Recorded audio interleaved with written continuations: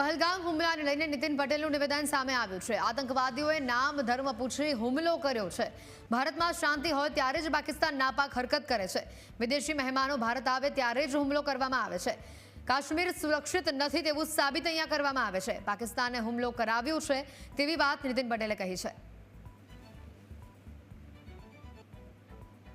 આ 26 જે આપણા ભારતના હિન્દુ નાગરિકો ને પાકિસ્તાનીઓએ જે ઠાર માર્યા છે એમાં આપણા ગુજરાતના પણ 3 નાગરિકો છે, એટલે એ પણ ગુજરાતને નુકસાન થયું છે।